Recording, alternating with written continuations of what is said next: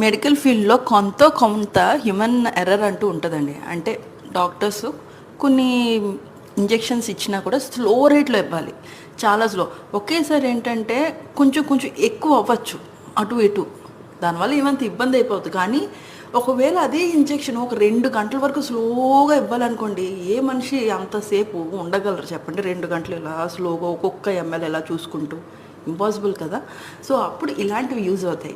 ఇదేంటి syringe pump అంటాం అన్నమాట. ఈ సిరంజ్ పంప్‌కి ఏంటంటే సెట్టింగ్స్ ఉంటాయి. ఆ మెషిన్‌కి. ఇంత టైంలో ఇంత మెడిసిను స్లోగా ఎళ్ళాలి అనుకుంటే ఒక సెట్టింగ్స్ ఉంటాయి. అది మనం అడ్జస్ట్ చేసుకోవచ్చు. సో, ఎక్కడ ఇన్సులిన్ ఇస్తున్నప్పుడు, కీమోథెరపీ ఇస్తున్నప్పుడు ఈ మెషిను హ్యూమన్ ఎర్రర్‌ని ప్రివెంట్ చేయొచ్చు. అండ్ ఒక 2 అవర్స్ మెషిన్‌కి ఏం అవ్వదు కదండీ! హ్యాపీయే కదా!